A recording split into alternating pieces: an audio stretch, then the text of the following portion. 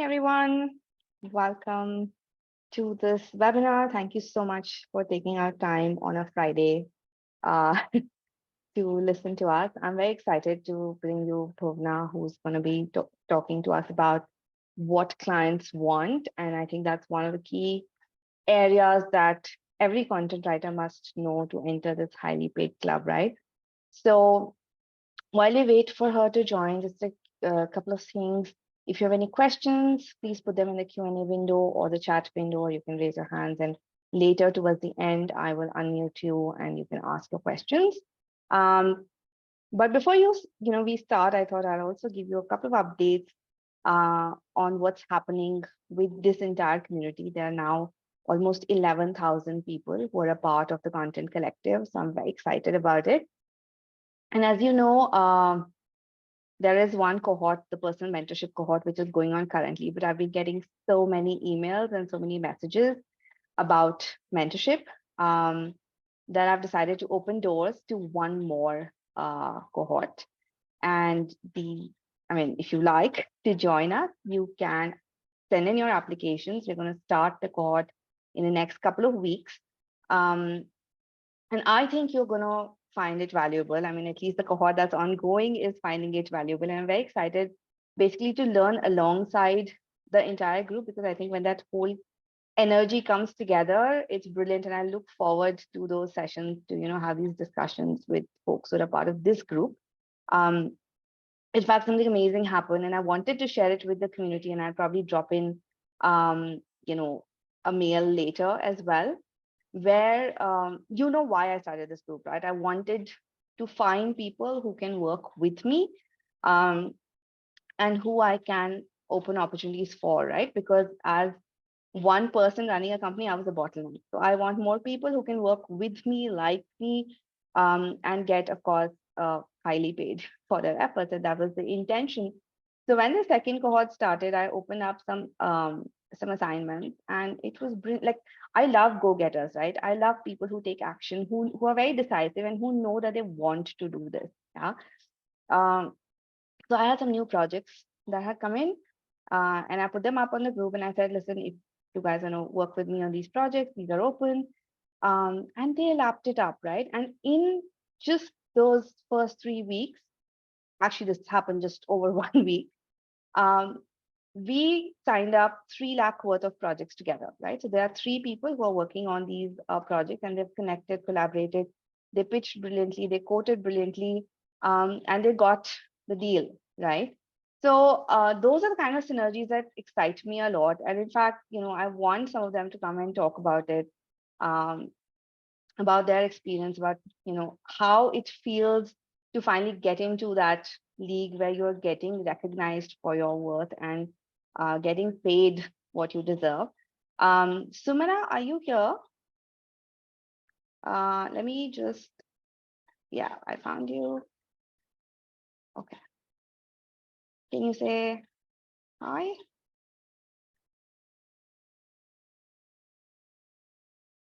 Hello. Hi, Supriya. Hi. Okay, so Sumana is again amazing. So what happens in this community is, because there's a separate WhatsApp group for it, and then people keep sharing their work, people keep sharing, what they're doing, they keep engaging on the community. And what I saw with her was that, she had an excellent command over the language. And I had a project where a client needed some editing, which I unlocked for her, which was worth 50,000 rupees, and Sumana is currently working on it. So do you want to talk a little bit about that, Sumana? So thank you, Supriya, and thank you everybody else for listening in. And hi, I'll provide a little bit of background. I have a background in literature, so it goes without saying that every lit enthusiast out there, I developed a penchant for writing and storytelling. Well, it sprang mostly from being a voracious reader of fiction. And like every other lit grad out there, without any training in the more technical aspects of writing, like editing and publishing, I was completely unemployable. Okay, but I knew that I wanted a flexible job where I could write and hopefully get paid for it.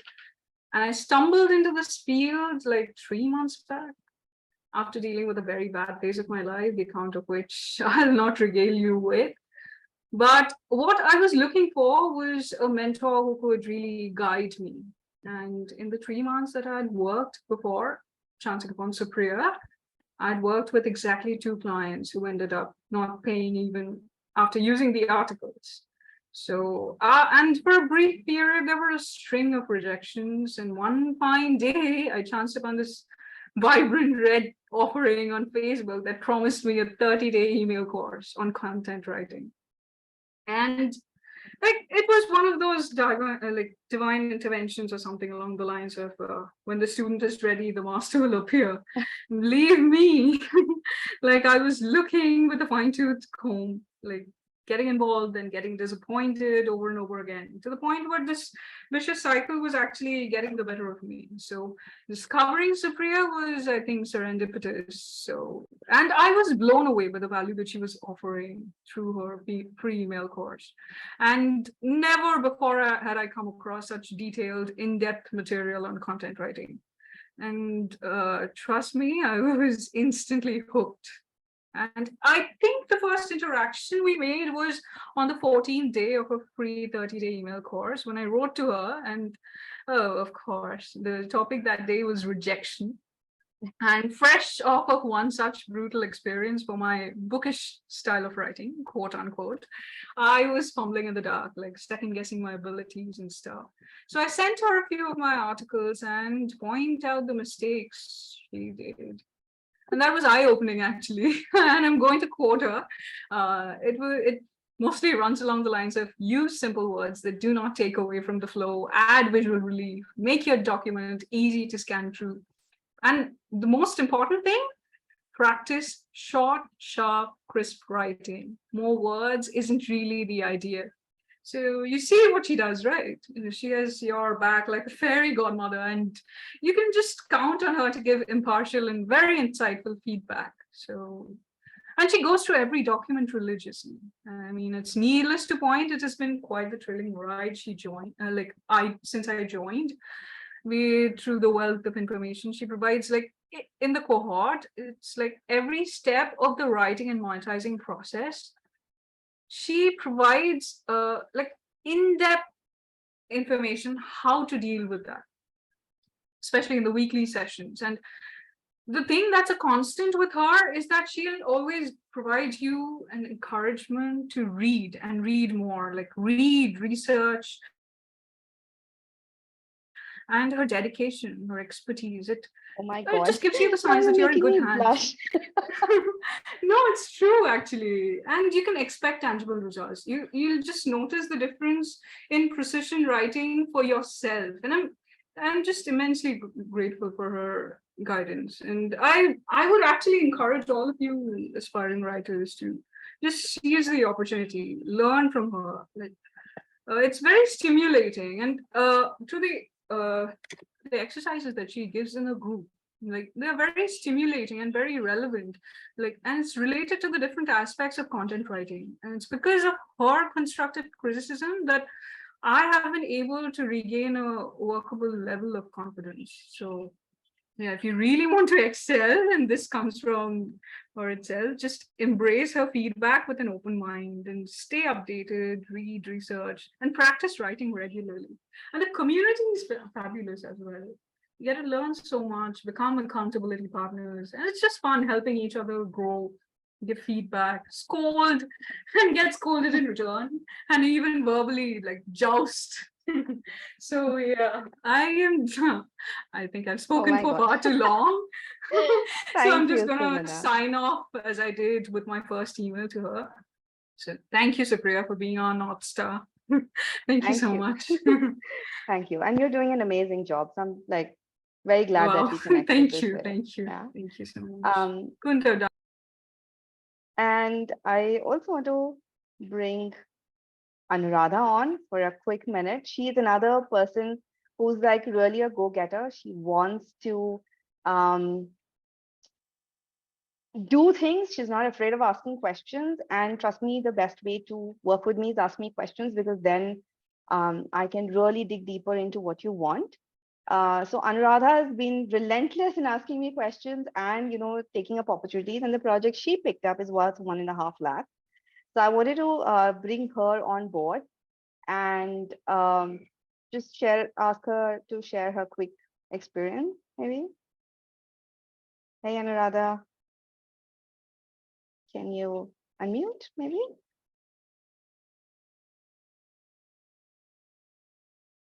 Hello. Hello. Hey, hi. Hello. Hi. You're able to hear me? Yes, now I can. Okay. Hello, everyone. Thanks for giving me the stage, Supriya.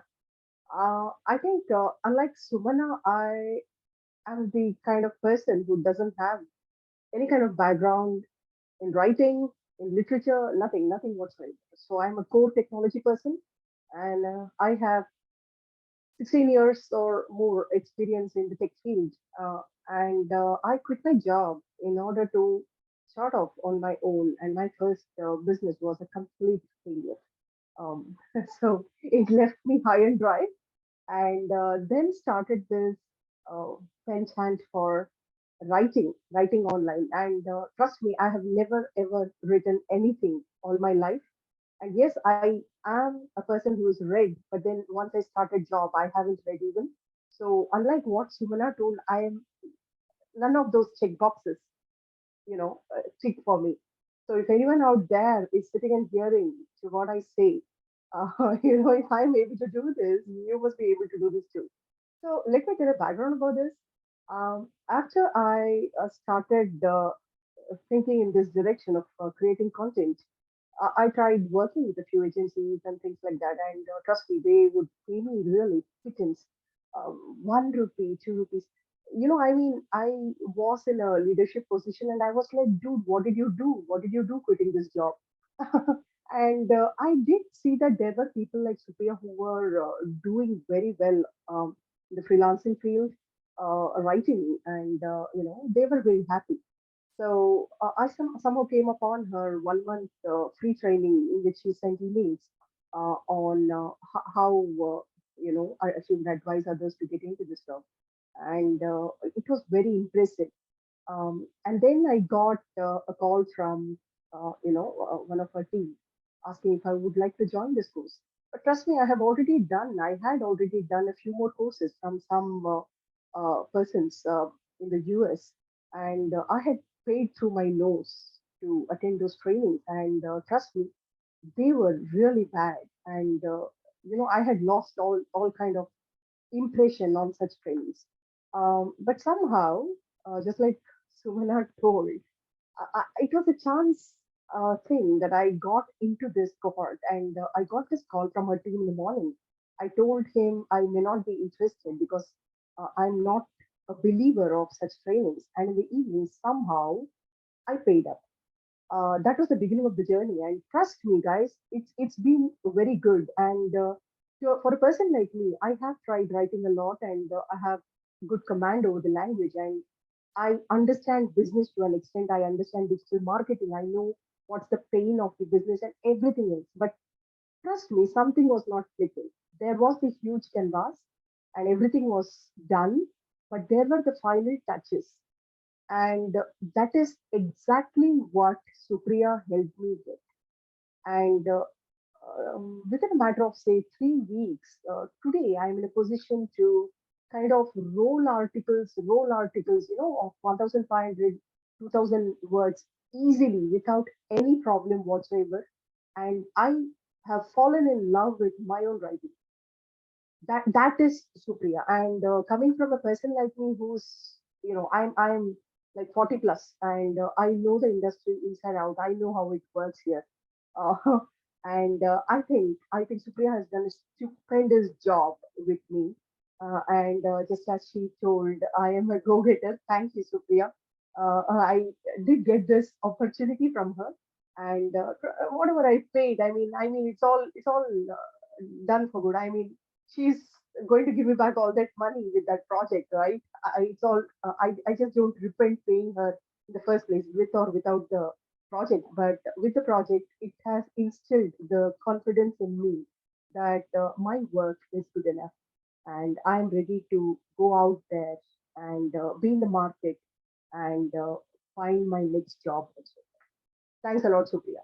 And I believe that anyone who is hearing this chat, I think you guys must sign up if you're standing where you're standing, where I am. I like I told you, I lack the confidence to write, and somehow I'm over that. So if you are having some kind of an issue going out there and putting out your work, and somehow you are getting a lot of rejections, I think really you must try her course, and you will not repent it. I'm a guarantee. Yeah. Thank you so much, Anuradha, uh, for that. And I'm really glad that we were able to work with you. So Bhuvana is here now.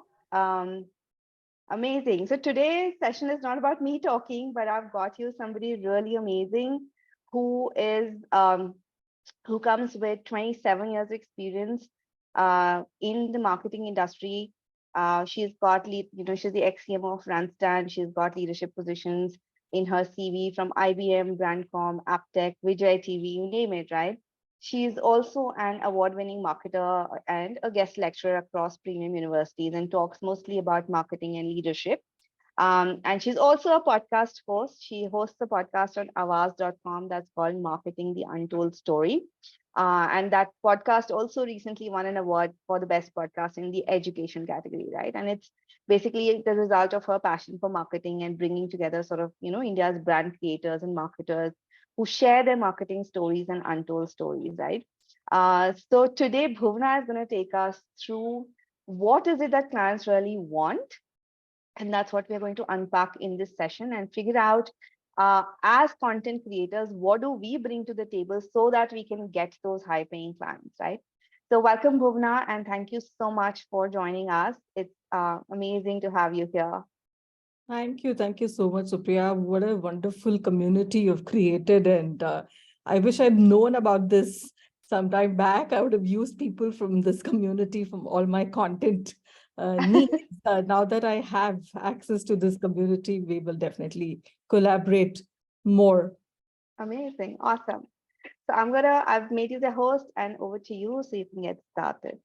Thank you. And hello, everybody. Thanks for joining in today. And if you have any questions, please, feel free to put it on the chat, or we can, take it in the end of the session also, whatever is convenient. But if you have really, questions that you want to ask on that particular point I'm making, feel free to stop me. I think Supriya will be able to see who is raising the hands. I don't think I have access to that. Okay, why, Indian matchmaking? Seema, Auntie Seema from Mumbai is a character who is very, very intriguing. I'm sure all of us have seen it, whether you like it, hate it, you can't ignore it. So that's what Indian matchmaking is about. But for me, it is kind of brings together the point of, I'd done an earlier workshop also on what clients want. And this Indian matchmaking has a few lessons which we can all learn from. And, I'll just quickly tell you, we'll go through what makes the relationship between content and consumer effective and compatible.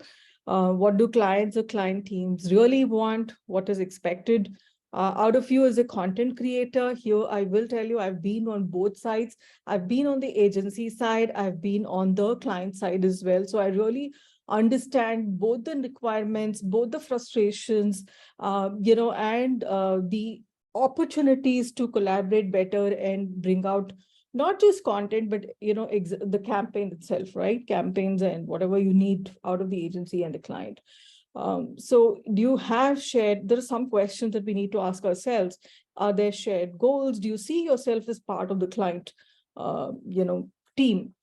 Similar perspectives, or do you have an understanding of your business itself, or you just looking at that specific campaign? Are you moving from campaign to campaign? These are essential questions that you need to go through.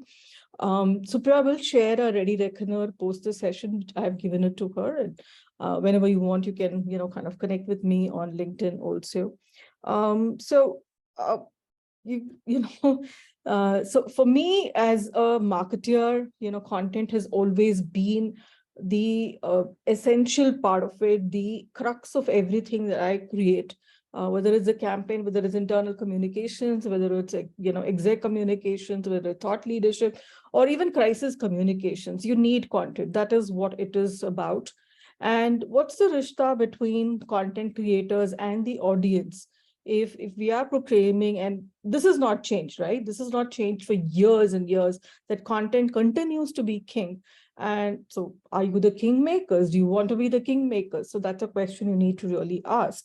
So content, the rishta actually needs to be, transparent, authentic, informing. It needs to help the customers either entertain or fulfill their expectations out of this business, organization, or campaign that you are working on. And the basis of all this is the need to listen. This is like any other rishta. This is like any other match that you have, any other relationship that you have in life, right? You need to listen. That is the basic ability for you that you need to have for you to be able to create something good, something better, something entertaining, something informative, something persuasive. So that's the base. We'll take it from here. Before I move on, Supriya, if we can look at a quick poll.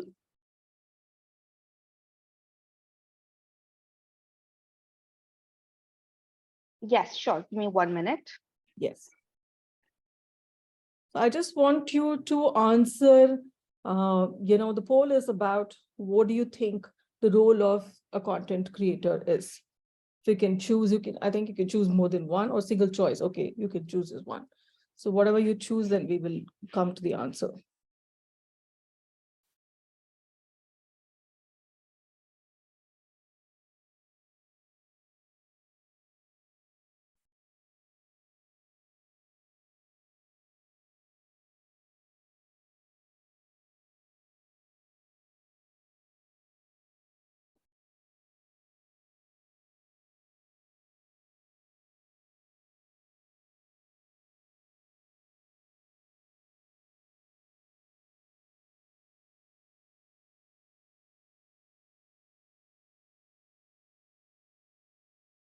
We'll take another few seconds and close the poll so that we understand what you are.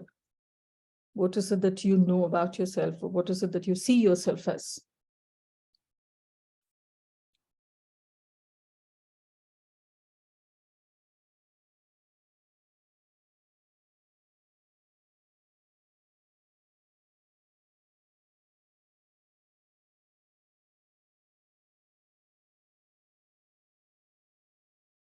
We'll close the poll, Supriya.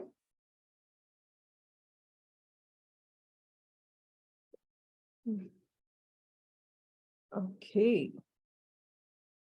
Informing and educating the audience, engaging and entertaining the audience, building awareness and identity, and nurturing relationships and building trust. Have got the maximum votes. Let me tell you, the answer is all of this, all of the above, right? Yes, depending on what kind of content you're creating, you might, this ratio can definitely vary. But you, as a content creator, you really need to be looking at all of this. I'm really surprised to see that driving traffic and generating leads is got the least priority, whereas the end result that you need to drive is exactly that. We'll come to that in the later slides, okay? But this is, we can close this. Thank you, Supriya. So the answer is actually all of the above, and humanizing the brand. That's your core job. It is about bringing, I mean, the business is dependent on you. Leave the design and all of that. Yes, all of that comes together to create this beautiful, end content. But when you write content, whatever form you write, long form, short form, for social media, for WhatsApp, whatever it is about humanizing the brand. It's about creating that connect with the audience. It is about creating that, first impression or lasting impression. It depends on what stage your content is being presented to the audience itself. But I was talking to you about me being on both sides, which is the agency side and the client side.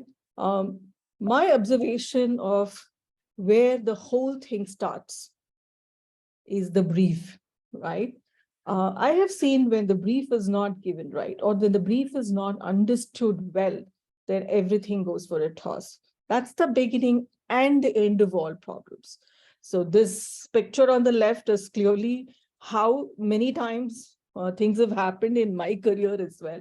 You know, the team from the client side thinks that they've given the brief extremely clearly. They think that because they have passion, they are very passionate about their brand, about their service, about their product, whatever it may be. So they kind of go on and on, but may or may not have left out the important part.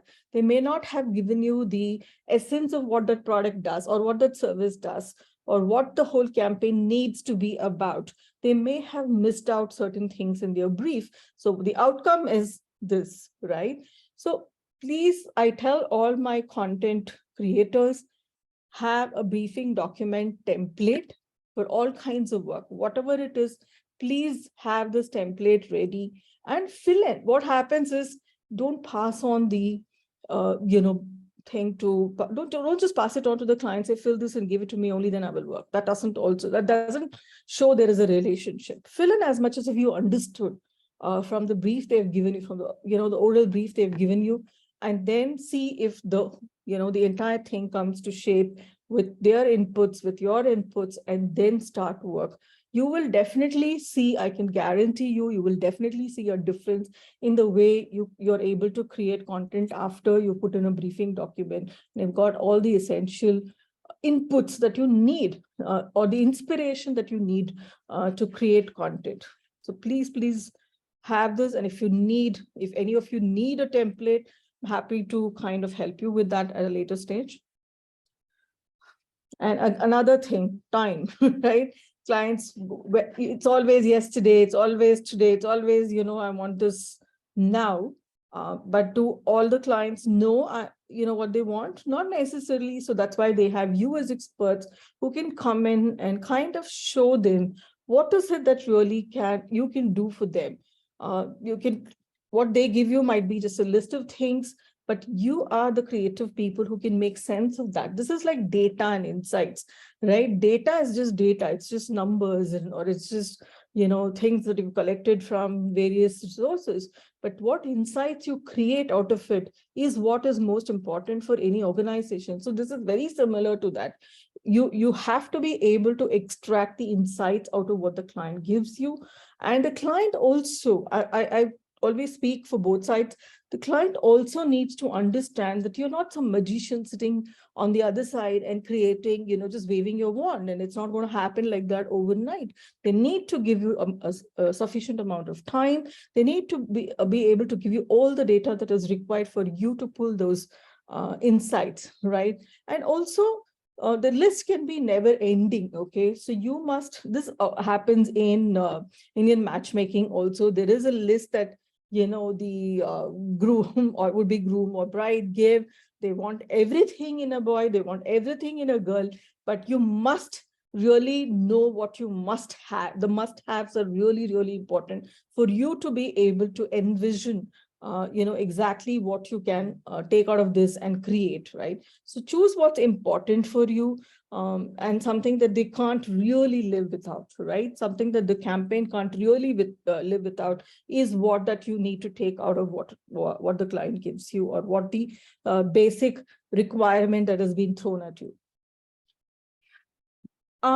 So one thing I don't agree with Seema is she says you have to adjust a little and then life becomes very smooth. But that works for marriage for sure, but not for content. You need to be close to perfect to get the match going, because sometimes you just have that one chance to get the message out, right? Once it's out, you can't take it back, or you have to make corrections, or you have to, enhance it, stuff like that. So that's not really possible when you're creating content.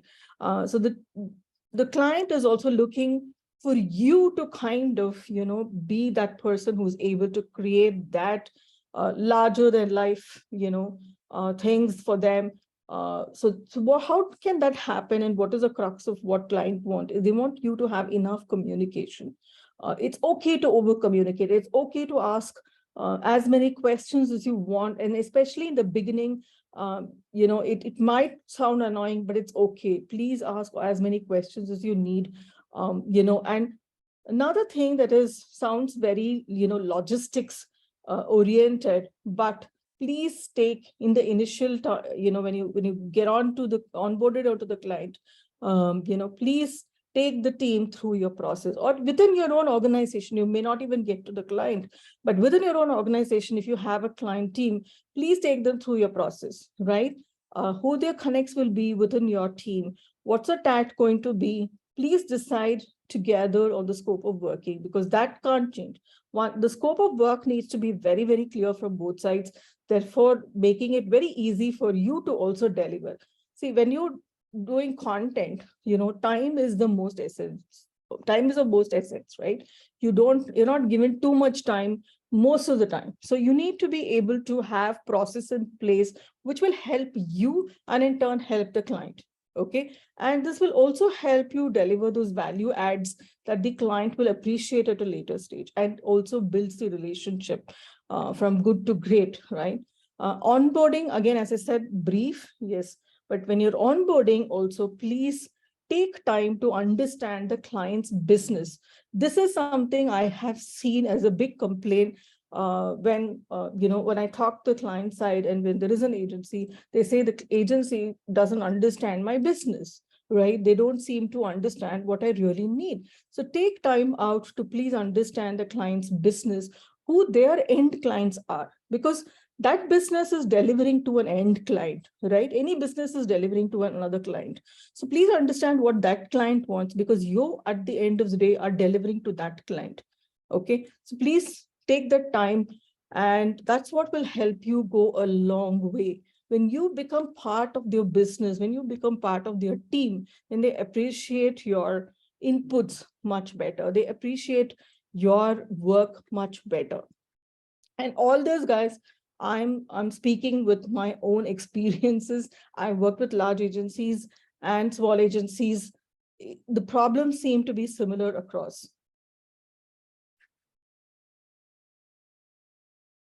I'm just going to be a little more theoretical here. There is 8 steps to content strategy. Define your goals, right? Understand your target persona, which is what I just mentioned. Who is that end client you're actually delivering to, right?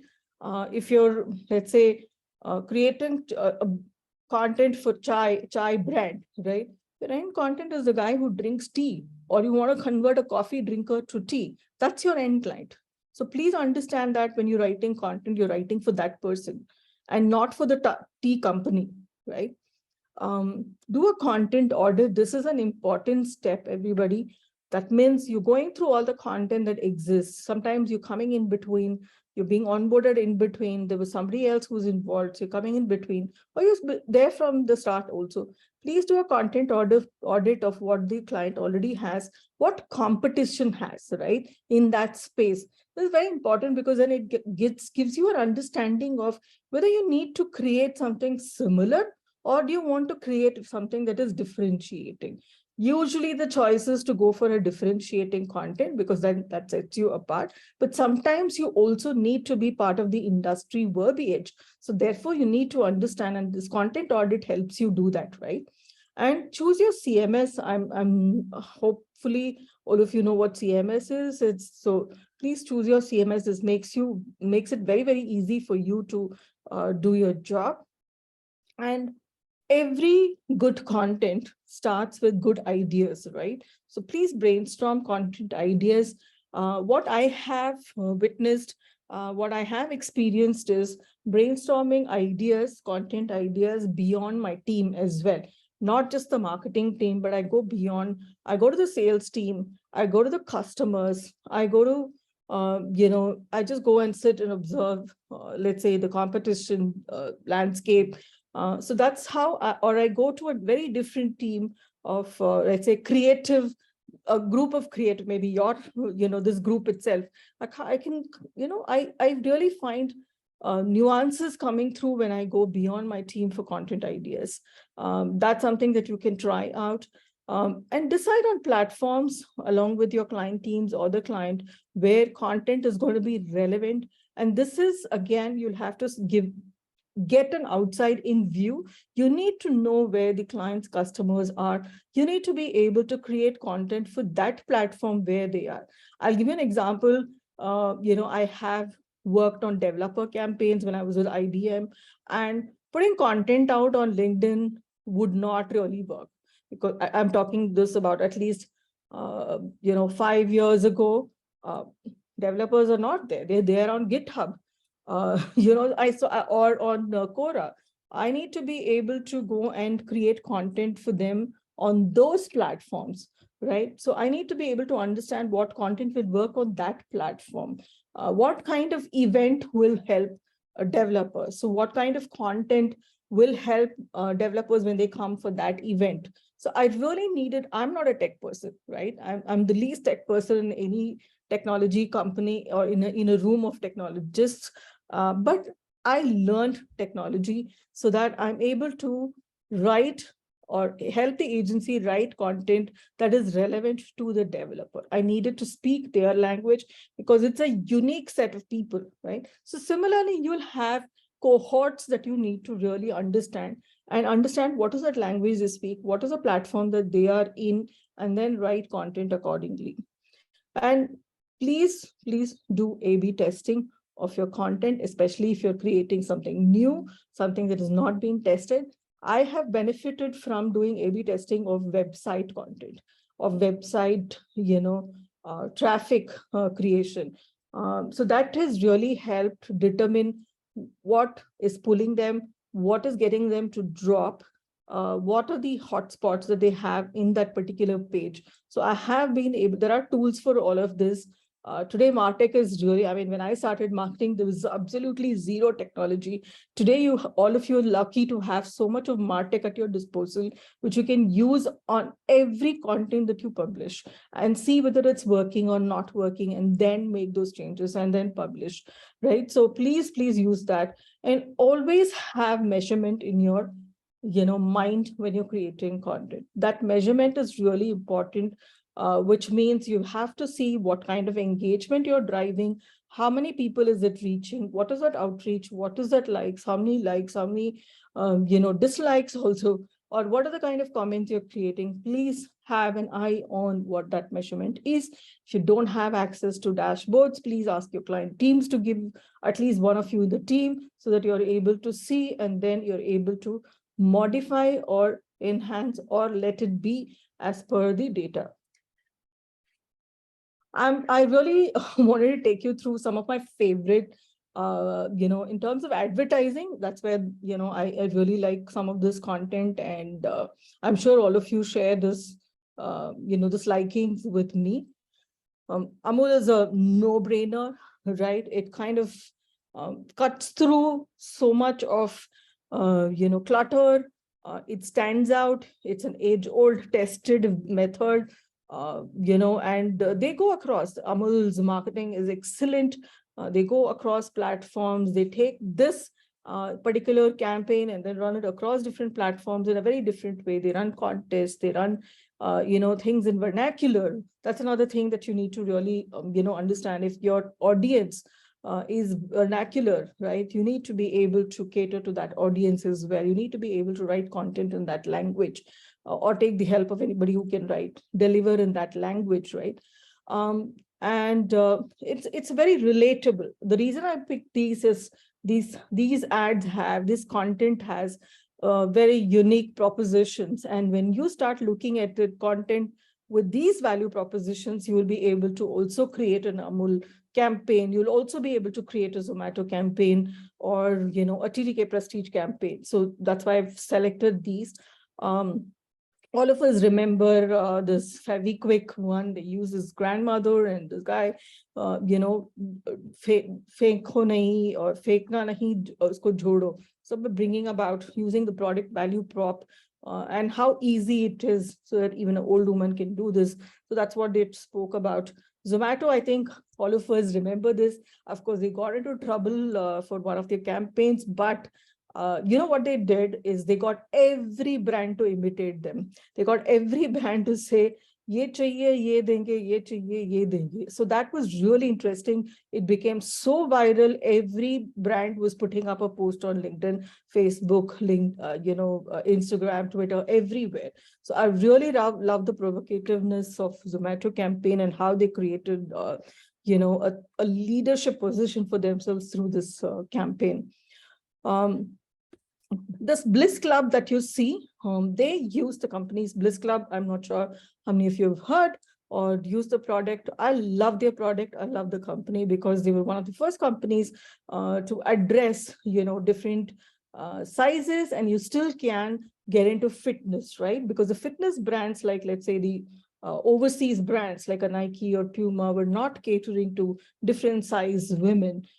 So they used movement as their keyword, and they said, adapt Bliss Club, and you'll be able to move, you'll be able to use product, you'll be able, whatever size you are, you can get into fitness. They created that confidence in women. They created that unique niche for women to be able to go and buy their product, and that campaign really, really worked. And they have taken that campaign far into so many, areas. They have now flare pans, and they have daily use wear products, and they also created a niche for themselves by saying our products breathe, and therefore you don't have to use them only for exercise. So they have created that, you can wear us throughout the day. You don't have to wear us only when you're doing exercise. Excuse me, TTK Prestige. What an age-old campaign. Use celebrities, emotions, relationship. They started with jo बीवी से करे प्यार, वो prestige से करे कैसे इनकार. Then they felt they got feedback. This is what I was mentioning earlier. They got feedback, and I've spoken to Dinesh Garg also. He's part of my previous episode on my podcast is by Dinesh Garg. I had him on the show. He was saying how they changed the campaign जो अपनों से करे प्यार, because they wanted to kind of make this more inclusive and not just a husband wife relationship. And now they have taken this into Gen Z and across generations. How do you still use a TTK prestige product and still keep it relevant in the kitchen? So that's how TTK runs their campaigns. Oh, this one on the right is my absolute favorite. I remember even just standing up and watching this advert, which is on Fevicol. Please go YouTube it. This is absolutely using the value prop with real life possibilities. This is an ad where you will see this truck going into the desert of Rajasthan, and where people are clinging across, and no one is falling. And then the shot goes to Fevicol at the back of the truck. Amazing ads by Fevicol. You've seen the fish one as well. So these are all masterclasses in content creation, everybody. It's clever. This 5-star one is the latest, one of the latest, which is again a brilliant way to create content. They used their 5-star and went across platforms. On the right, you see they've across platforms where they have used just the 5-star rating, to their benefit. And it is definitely a very clever, but one of the biggest ad campaigns in history, and used the app promotion. So just to sum it up, what is there in this? There is creativity and humor. They've created memorable characters. There is cultural relevance. There is consistency and longevity. There is a viral appeal. There's brand association. You can't forget these brands. They have created that long-term impact, impactful taglines, and there is that brand recall I was mentioning. And of course, absolutely humanizing the brand. That's where these campaigns stand out. There are many, many more campaigns I really love. The latest one today, the one that is doing the rounds on the chai brand, which Ogilvy has created. They've created social network, through chai. The original social networking is through chai. Red Label has done that, and Ogilvy has done that for them. Absolutely brilliant. So look at these ads, look at these campaigns, look at this kind of content where you can get, there is nothing wrong in copying. I would say copying means not absolute chapa copying, but getting inspired and then creating something that is relevant for your brand. So please keep looking, keep studying these, campaigns. so that you're able to get inspired. I'll not go this slide is a little heavy, but I'll just absolutely go through it very quickly. As I said, please ask for time that you need to create that content. You need to curate it. So please tell the client, don't rush me. I need so much time. And for that, you need to be able to have archive of content, right? So that the inspiration comes from there, or you're able to kind of use or repurpose content that you have earlier used, or something that has worked in the past for the client, and you can repurpose content. And please understand, this is something that I've seen, especially in young aspirants, that social media, they think content is social media. They think marketing is social media, by the way, which is actually one of my, irks that made me start the podcast in the first place. Because when I was teaching, and even in IIMs or some of the leading colleges in the country, I was coming across inputs from students that they thought, social media is content, social media is marketing. So no, that's not the reality. It is much, much beyond that. There's an entire customer journey that you need to know and go through for you to be able to create content for each of those stages, right? The long form, the short form, the inbound, the outbound. You need to understand all this. And please remember that you need to know a distribution of this content, because that is a queen. Your content is king, distribution is absolute queen. And you can't leave your strategy in the hands of algorithms all the time, right? You need to take help of the algorithms, but you need to understand the algorithms so that you're able to create relevance. But don't make it, this distribution. When you talk to the team, talk to the rest of the marketing team to know how they're distributing this content. Are they making it into a newsletter? Are they, using an external newsletter like IDC, Forbes? They also create newsletter for brands. So are you writing for them, for that audience? Know that end outcome that you're going to be able to create. Otherwise, you could be creating the best viral video, but no one is going to see it. So please remember. And also create the day after tomorrow vision for the, for the client, for the brand. Look at what is the future going to be, so that what do the client want? What does the client really want? They want to be ahead of their competition at the end of the day. So they need your help to do that. And how can you do that is by envisioning that future. What is that brand going to do in the next step? So that you can be one step ahead and the client can also be one step ahead. So please understand from the client what their future is, and then keep this day after tomorrow content, ready.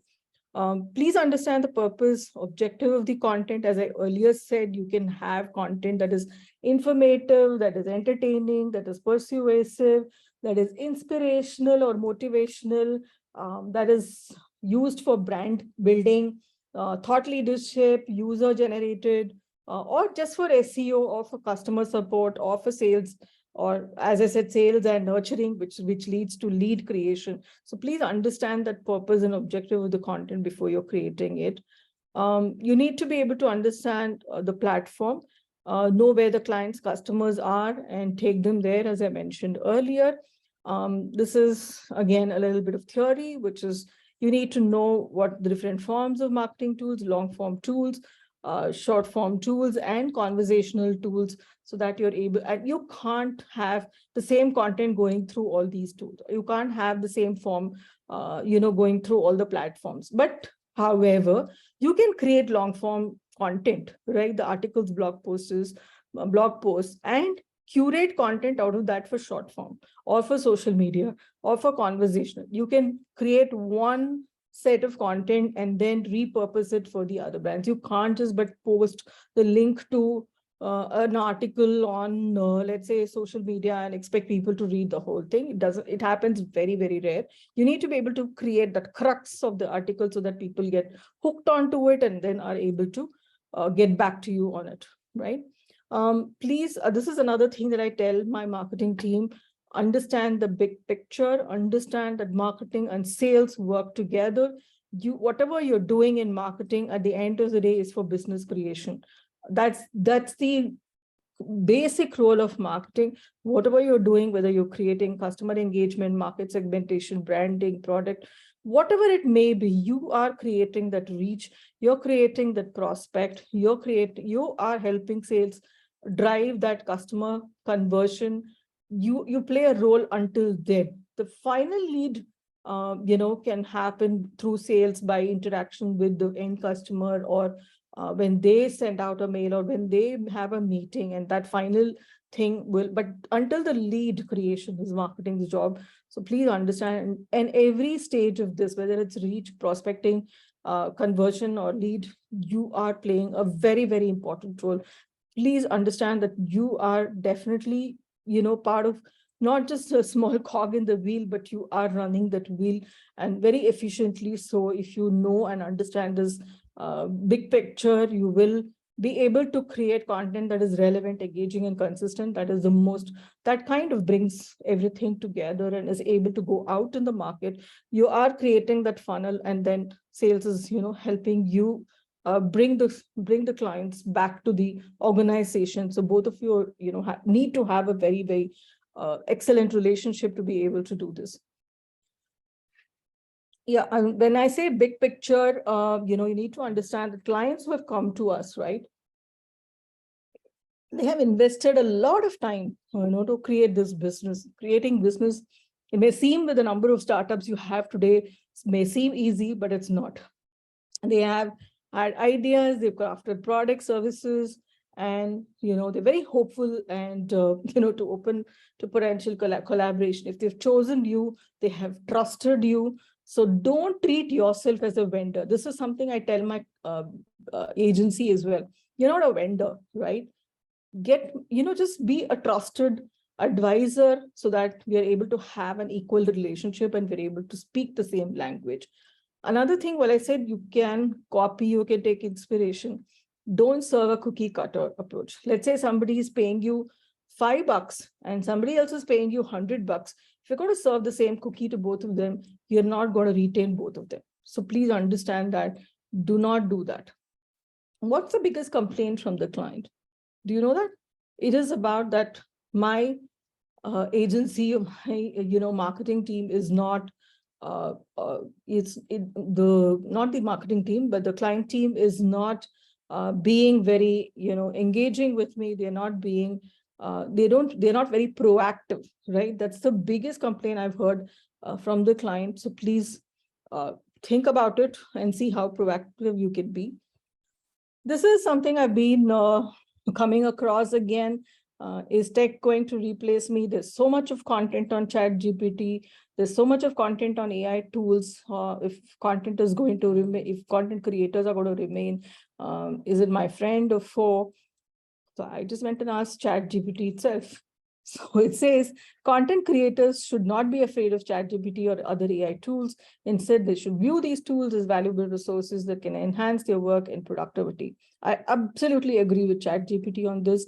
The uniqueness, the humanness, the ideation, the creativity, the innovation, all of that is possible only through human brains. So please don't even for a minute be nervous about the AI. But please, I was reading about this somewhere that is AI going to replace? And this is a question I've been answering since IBM, because we had AI. Watson is one of the big tools in IBM, and I used to enable my leaders to answer this question as well. No, the person who uses AI will definitely remain relevant. The person who does not learn AI will not be relevant. So please take time out to understand how to use these prompts to your benefit, how to use AI, how to use ChatGPT or any other tool, because you have so many tools that can actually, put out an entire campaign. Today, I was reading about how you can use certain prompts in ChatGPT to create a video itself. So, of course, there is going to be so much of innovation on the tech side. On the human side, you need to kind of be a little ahead of this game to, be that innovator, be that creator, which machines can't replace. So rethink your content, leverage tech, learn, unlearn, relearn. Don't say, no, this is not for me. Tech is not for me. Every marketer needs to be a tech person. They need to understand technology. There is no choice. So please adapt and, understand it and use it to your benefit. Also understand that customer is a moving target, and especially in today's time, it makes it a little difficult, but it also makes it interesting at the same time. Right. So creating content for a moving target is slightly tough, but it's really unique space that we are in today's world. So just follow them wherever they go, so you know what they're thinking, what they want, and what they really need you to understand, and therefore benefit the client also. The question that Supriya had raised was what makes two people compatible, which is a client and what you guys today. So as I said, they've put in a lot of money and strength into the business. So please understand that they're here to collaborate, hold hands, make it a fun journey, and where they want to have a long-term relationship with you. And when your clients become your advocates, right, please understand that you've done very well. And let's do a quick exercise. I don't know if they'll, would they be able to present it back, Supriya? Is there a possibility, or you can take that and we can go through it later? I don't think they'll be able to present, but maybe they can share it in the Q&A panel and I can. Okay. So I just maybe like 2 minutes. I don't want to spend 2-3 minutes maybe. If some of you can attempt this, it'll be really nice. Just use once upon a time, and if you can just create, it can be any kind of content. You can just look at it and then come back. The time is 5:25. Maybe we can look at 3 minutes for this.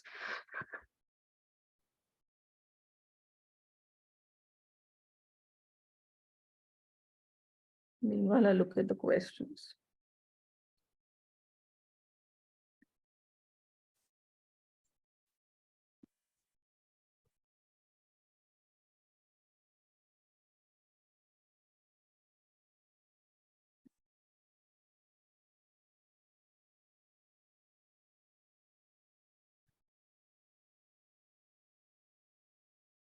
I think you might have to share the screen again. Some people didn't see Okay. the.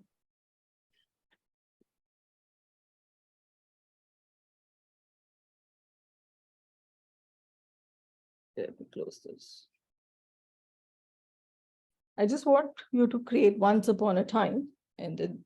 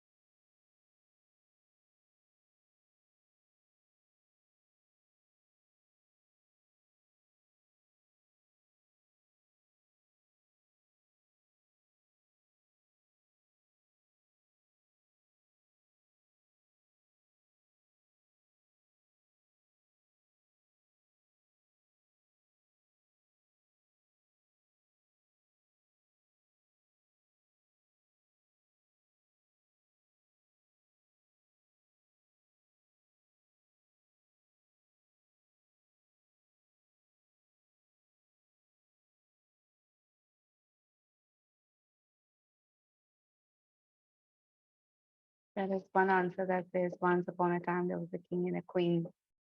But let's finish that thought.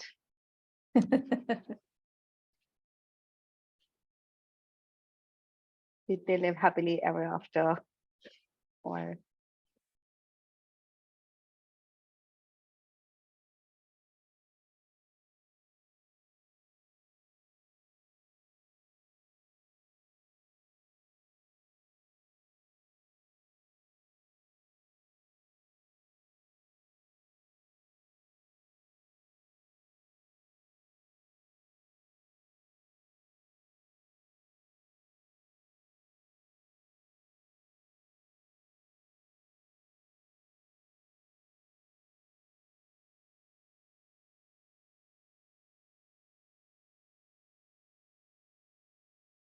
guys, if you have a question, I can see a few raised hands. Maybe it'll be best if you could type them in the Q&A window so we can take them up.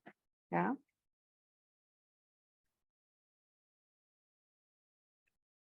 once upon a time, in a world filled with negativity, I embarked on a journey to create my own symphony of positivity. Very nice, Kulzar.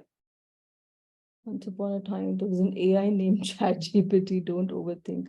Content writing is here to stay. There you go, Danya. Once upon a time, there was content. Once upon a time, there was a king and queen. Okay.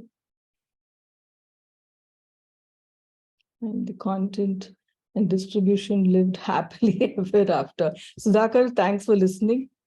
Once upon a time, there was a handsome prince who went on a hunt in the forest. Once upon a time, there was a legendary King Arthur who was just ruler who was loved by his people. Once upon a time, in a far, far away country, the people were smart and used their intelligence to build a prosper kingdom. I don't know, very nice anonymous attendee. Their compatibility made them live happily ever after. The purpose of content journey. Once upon a time, in a magical kingdom, there lived a young princess named Aurora. She possessed a rare gift of bringing joy and happiness to everyone around her. However, a wicked sorcerer named Maleficent. Okay, this is a full story.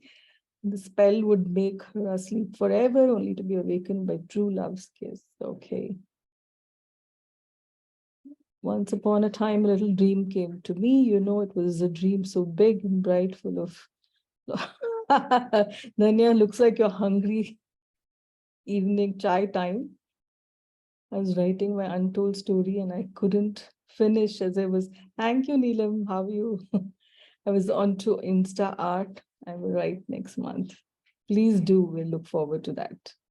Once upon a time, there was a lion that roared. It couldn't make sound greater than the walls and was left unheard. Moral of the story, create a roaring content that appeals to your audience ears. Absolutely, Shravanti. A small village nestled among towering mountains, there lived a Jack had always dreamt of embarking on great adventures and discovering hidden treasures. One day he stumbled upon an ancient map that led to a legendary lost city. Wow. Very imaginative. Wonderful. Thank you. Thanks, everybody. This is really, beautiful for you to create something like this, in just 2 minutes, right? So you can look at your own potential if you put your mind to it and you're able to follow certain. I just gave you Once Upon a Time, which is an age-old thing of storification and right. And that's a huge topic, which is why I didn't touch it, Supriya. Storification is a huge topic and not all content. So that's another thing. It's very easy for people to say you need to storify your content, but not all content can be storified or needs to be storified also. So that's definitely something I want to kind of tell. Should I start taking the questions? Yep, but first I wanted to sort of say thank you. This was actually very informative and you touched upon a lot of things that people keep asking questions about. So I think that also reinforces their learning on those parts, right? Where you said that you really need to get the brief right, where you have to push back to the client, where you have to be a consultant to the client and not just someone, who's just writing a piece of content. You have to see the bigger picture and say, what is this content going to do for them? So I think thank you so much for sharing all of that. And I know there's like a ton of questions, so we'll try and take as many as Yes, we I will. possibly can. Yeah. And we can take them live. I guess I can read out the question and you could probably answer it right here. Sure. I also wanted to say that, some of the agency people are, very good friends now. So that's the kind of relationship we've shared because we did all this, right? Otherwise, there's going to be a strain on that relationship and you can't come out with great campaigns. Yeah. And also, this is what I keep telling folks, in the community as well, that when you do good work for a client, when they know that you're invested in this for the long run, they take you wherever they go. Like I haven't done any business development in the past 4 years because my clients move companies and then I go with them. Right. I bet. So cool. Okay, I'm going to take the first question, which is from Trisha, and she's asking, how do we ensure that the content we create aligns with the brand's goals and messaging? It starts, as I said, with the first step, Trisha, of onboarding, of understanding what the brand is about, what the business is about, right? The business creates a brand, right? And what are the brand goals? What is the client trying to achieve? Are they trying to get a share of voice, right? If it's share of voice, then you go with PR or you go with long form content. That's what you really need. I'm trying to bring in an equation here as well. and the messaging will obviously be according to that, right? And you have to be able to uh, relate to that brand goal and what they're trying to achieve through content or what they're trying to achieve through marketing. I'm going to keep this under the larger bracket of marketing because content is one part of it. So you're part of that team as well, right? So you need to be able to understand what that end goal for that organization is. It could be creating thought leadership in the industry. So you are then, that's a brand goal. They just want to be thought leaders in that industry. So you will create content accordingly, you create campaigns accordingly. Or they could be, the brand goal could be, there are brands which don't do much marketing, but are focusing only on lead generation, right? So you're creating content, which is, they go the ABM way. I know of clients, I work with few clients who want only ABM content, which is account-based marketing. So you have select accounts and you are running campaigns only for those accounts. So therefore, the brand goal that is different from the business goal. So please understand that the business goal first and then align the brand goal, and then you can create that messaging for them. Super. Okay, so next question is from Sumana, and she's talking about, of course, content is a competitive industry. There are like so many people out there writing content, and she wants to know how can she differentiate her content to stand out from the crowd. That again comes from your inspiration on what you're writing content for, Sumana. It is about, are you able to call out or create a shout out for the brand, right? Are you able to bring that unique perspective? Apple, for example, why do they stand out? They just went after great design. This is something that you aspire to have. That's what aspiration has created that brand, right? That's what they always go for. People invest, a gadi ka paisa into Apple, or an EMI money into Apple because they want to be seen with an Apple phone. So that's, you need to understand that part, and then see, content will come automatically, which is why at least 4 out of my slides said, look at the bigger picture, understand the business goal, be part of the bigger team discussions. So all that comes here, your competition. I mean, you still see Swiggy and Zomato in the same industry, but they create content that makes them unique, right? So you need to able to have that unique value proposition, understanding of the brand, to be able to create unique content that works for them. Thank you. So another question from, she had a list of questions, I'm just reading them out. Sure. What are some of the, and this is a question Trisha also asked, that what are some of the emerging trends in content creation, especially because you also talked about ChatGPT, right? Yes. That content writers should be aware of, and what strategies would you recommend for content writers to stay updated with these trends and best practices? Staying updated in industry trends and best practices is easy. Read up, be part of communities like this, because then you have those discussions and you're learning from each other. So that's the easier part, right? And there is so much of content that comes our way on this educative material on the trends and stuff like that. And I also look at spaces like Gartner, which kind of brings in the global approach as well. So be part of those communities, be part of MMAs, look at content that's being created at that level also. So you'll be able to see what is happening there. On the question on emerging trends, I won't say it is only emerging trends you need to be aware of. You need to be aware of what works, right?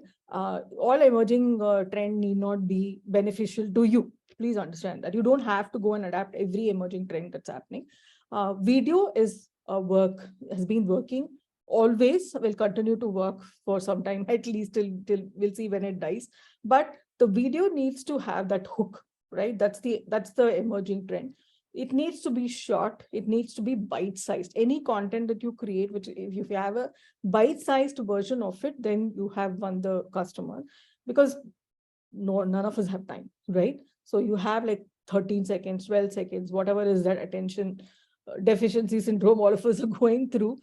So you need to be able to create content. That is one trend that you need to be understand. You need to be also aware of trends like user-generated content, right? Which means you're getting the customer to participate in your content creation. And that's being done very well by a lot of clients, a lot of brands today. It voice search optimization is another trend that you need to be aware of. Therefore, creating those SEOs, which or SEMs, which help the brand, and also in I would say infographics, those kind of content has not gone away. So that is something that you can look at as trends that you need to be aware of. Brilliant. And I just like to add to one thing that, trends in content creation come and go, but there are some core truths of creation that you've already talked about in your presentation. They remain. So as long as you stick to that, you'll be able to ride the trend, whatever comes your way. Absolutely. So another question is and I think this is a very interesting question, how does one manage the balance between creativity and meeting client deadlines in content writing projects? I'll tell you how I have done that. Maybe it'll help. I always, and that's there in the, the Ready Reckoner I've given you also post for the post-event thing, Supriya. So that you can do by keeping an archive of content and ideas, right? Whenever you get an idea, just pen it down somewhere. You can have a sheet, you can have whatever works for you, Trello board, Jira, whatever works, just put it down there. And whenever you and brainstorm ideas, not when you have a campaign coming up, brainstorm ideas all the time, right? As I said, prepare for day after tomorrow. So if you're able to do that, then you'll be able to churn content out much easier, much quicker. Okay, so then now Yeah, Fahim has a question. And he's asking, what are the red flags that make you not take him on as a writer? And what are the reasons you may say no to hiring me as a content writer? wow. You do not display a behavior that helps me trust you. First of all, the content, as I say, skill can be built, right? The relationship needs to be built first. I might trust you with my brand if I know that you're going to take care of it much easier, compared to you might be the best creator, but you may never deliver on time. You might have, I've seen, I mean, we've all seen this, Supriya, and, you come across people and, who have throw an attitude when they come, or or they display behavior that says my way or the highway. You do not listen. That's basics, right? You can have an opinion which is completely different from mine. I would appreciate that if you first listen, and then come with your point of view and tell me why I need to go by your point of view. What are those benefits? So I'm actually giving a positive spin. This is what I will look for. If I need to hire you, I need to have the trust. That's basic for me. Yeah, and for the trust, I think they also need to demonstrate a bit of accountability and ownership, right? Nowadays, because the gig economy is so much, you're finding again and again that you hire a freelancer and then they go missing, right? On the last day, there is nothing to show and the person is not reachable. So, of course, the client is never going to come back and uh, Yeah, and also they need to understand that whoever is your client partner, right, in the marketing team or sales team, whoever, they also working on deadlines, yes. right? And they have deliverables to their leadership team or whoever they are delivering to, or their client or whoever it is, right? So please, if you have the understanding of that, you'll appreciate the relationship better. So a similar question from Romal, but with a slight difference, where he's saying, as a client, would you prefer a creator who's well known uh, or a newbie? And what can a newbie do to gain your confidence, right? And how, if you get a cold pitch, what should it entail? I have encouraged cold pitches in the past. I have taken on newbies also when they have displayed their work, right? And when they have come prepared to answer questions on how they will take my brand further.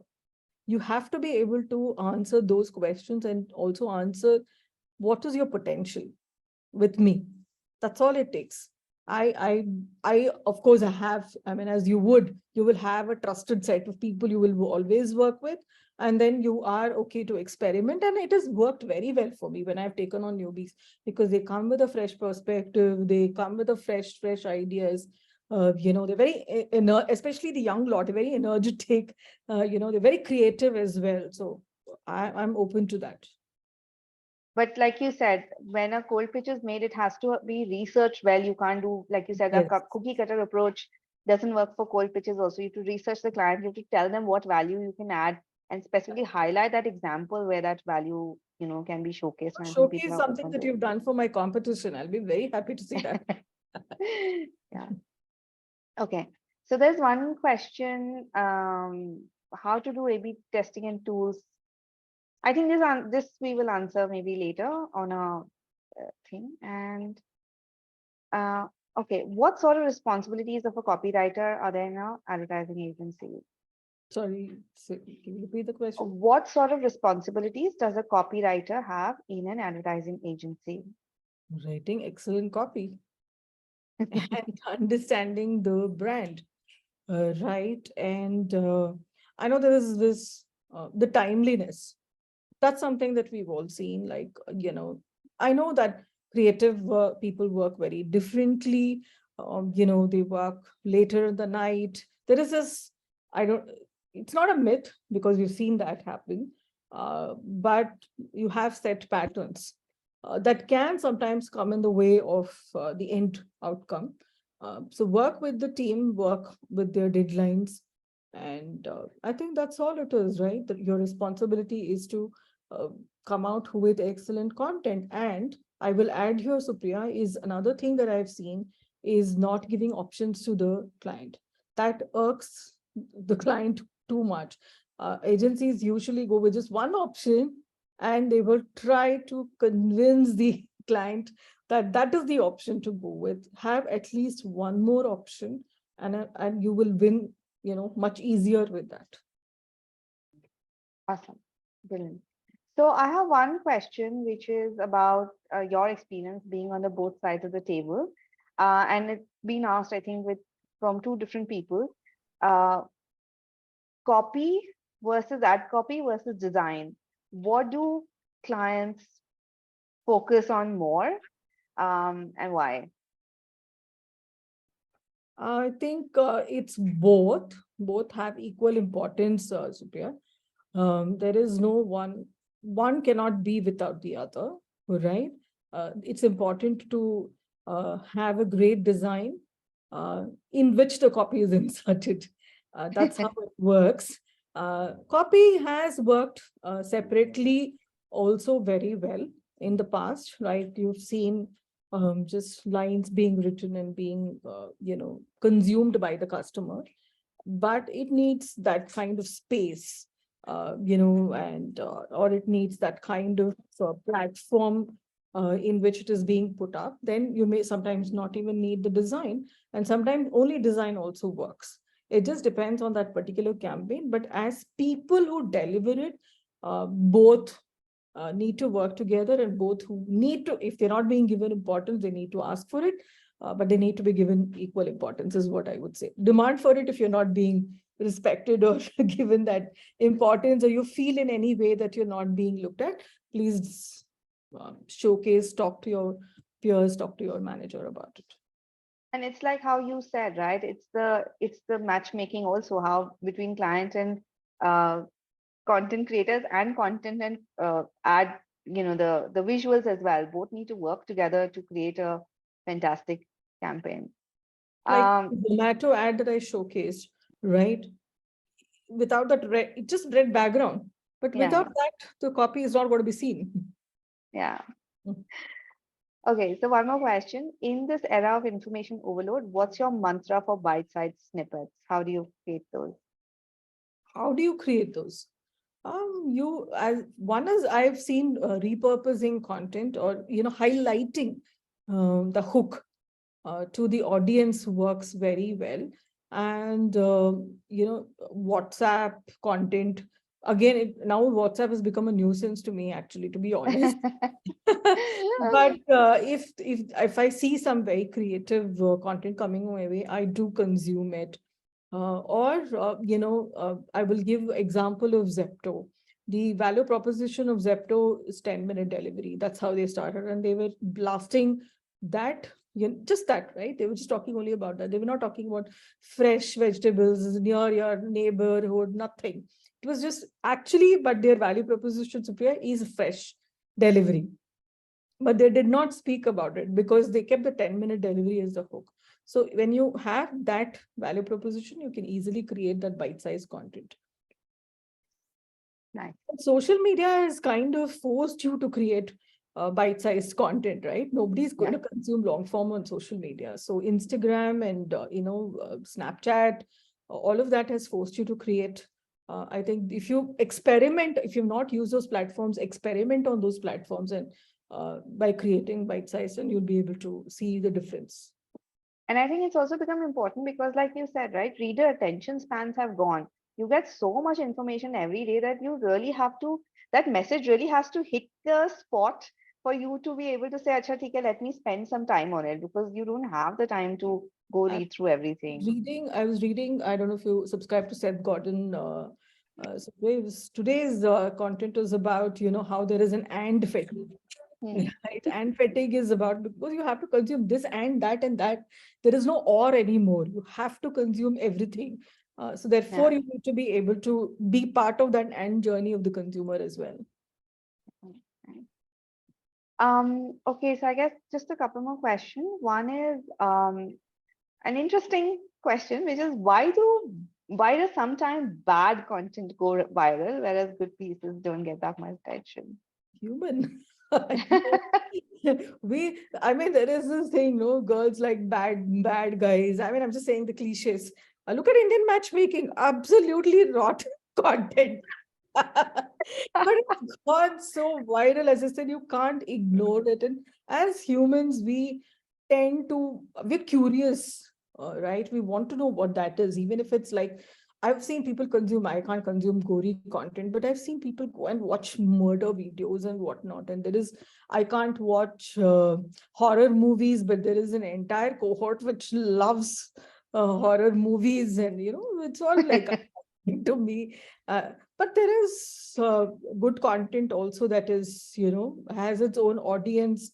And that's a long-term audience. Please remember that you can only create bad content so many times and go viral only so many times. You can't churn out bad content and remain in the game, all the time. Yeah. Okay, so a couple of people are asking also again about ChatGPT, um, about how whether it's going to be you spoke about it though, whether it's going to be a curse or a blessing, but they also want to know that what kind of content will do you see flooding the market with ChatGPT, and um, because it of course can do much more research, etc. And then how can content writers stand apart from that? I know you covered it in your slides, but maybe a It's little okay. bit more context. So, see, understand, first of all, ChatGPT is not an updated one. Okay. It has content only, I think, until 2021. So you're 2 years ahead of it already. Okay. First, understand that.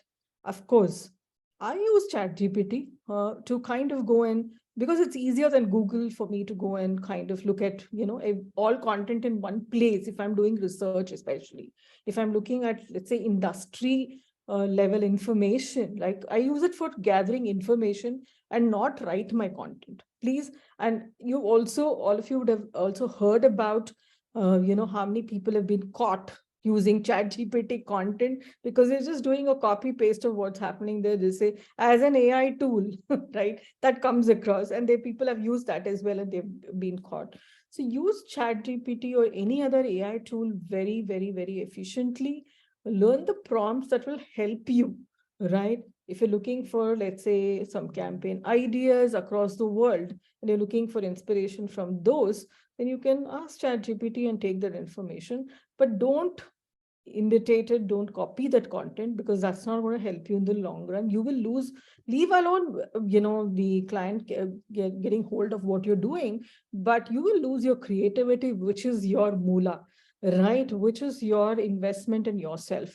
You will completely, it might be easier in the beginning, but you will lose this in the long term. So use it only to take help, and but learn it, please learn it. It's a very, very effective and efficient tool, I would say. And there are other AI tools also that are in the market. There is so much content on Twitter, guys. You can follow some of these technologists and developers who put out content on how to use these AI tools very effectively, and you can learn also. Please invest time in learning these tools. I think that's a very important point that you made, Bhuvna, about how we lose that creative edge that we have. Because, like, if you see now, earlier we could do so much math in our head, but now just to do like a simple calculation, we just like run back to our phones or use an Excel sheet because you've lost that capability, have become over dependent on tools. So if we depend too much on it on these AI tools to create content, then we're going to lose that creative edge. And I also wanted to sort of highlight that, and I keep saying this to people that there is a functional content that literally anyone can write who can string two words together.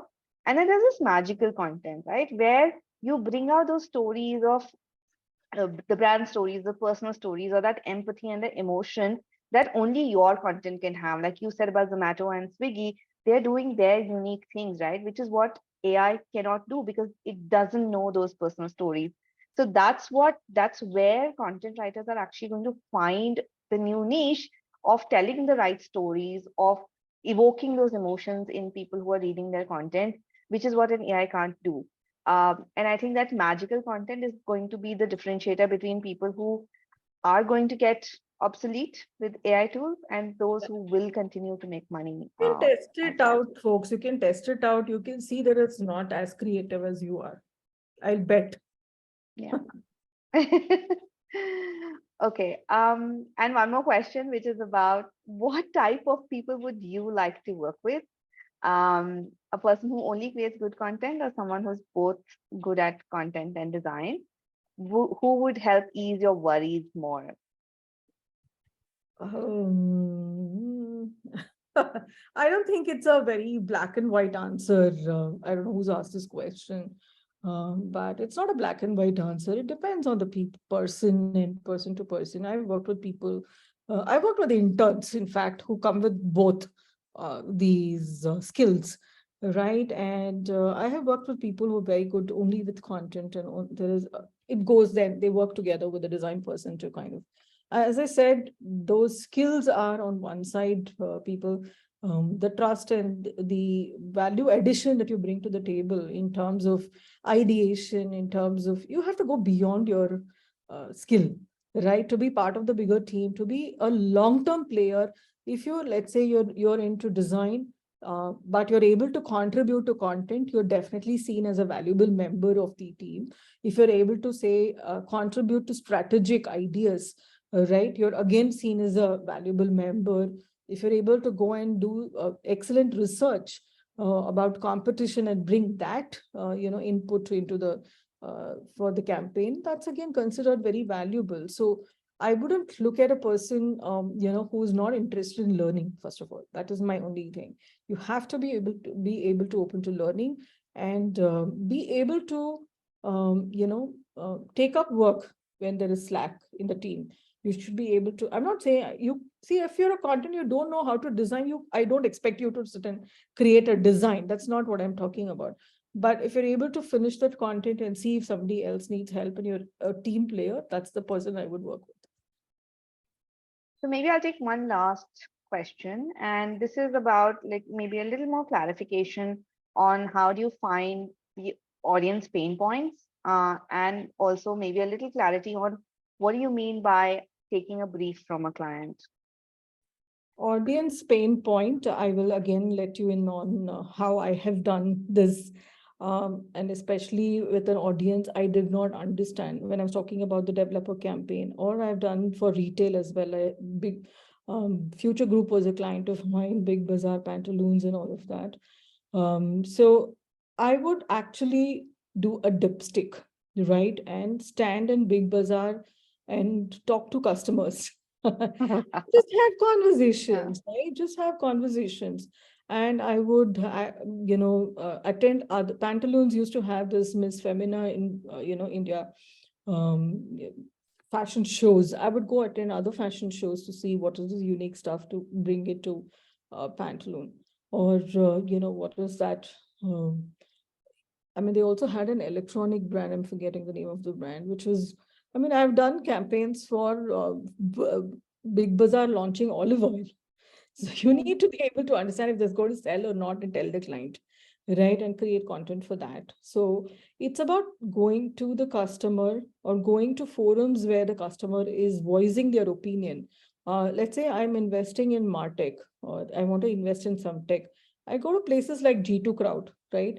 Where people are putting their opinion, people are rating the product and giving their understanding of how to use that product as well. So it's easy for me to go and see what is really working. And if I was a tech product and if I'm not there in G2, I've lost out on you, right? So it's easy to go do dipsticks, understand the customer pain points, go to places like this, go to communities where people are answering questions, where they have other similar experiences that you have, or they have already worked with in areas that you want to work in, and they are able to share inputs as well, right? So we have seen that as part of the Herky community, right, Supriya, where women are asking questions on, posh policies or anything. So it's just about, being part of those similar thinking, like-minded people. And dipstick has always worked for me. It gives me a direct understanding of what the customer is thinking. But it's important to have the right questions in mind. That's when you'll get the right input. And it's also like, as a content creator, when you get into a company, the best first source is to ask the client, right? Because they've been in the business for very long, so they know who their target audience is. And maybe your questions could trigger some thought process in their mind also. So yeah, and always ask for, inputs from the business leaders, because they are the ones who are meeting the clients. They are end clients, right? You will see there is a very different point of view that the marketing team has versus the sales team. yeah, totally. Cool. Thank you so much, Bhuvana. I think this was very enlightening. Lots of good stuff that you told us. And really, really thank you for your time for coming here. And I really appreciate it. My absolute pleasure. I was thrilled to do this even when you started asking about this, and with all those questions and the interactiveness. Thank you so much, guys. This wouldn't have been as lovely as this was if you had not come up with these questions. Thank you so much. Thanks for the opportunity, Supriya. Brilliant. Good. So guys, last minute thing, some questions we couldn't answer, we'll send you an email. And like Bhuvana mentioned, there is a worksheet just prepared for you guys. So we're going to send that over to you as well with the recording of this call. Thank you for your time today and have a great weekend, all of you. Thank you. Take care. Bye.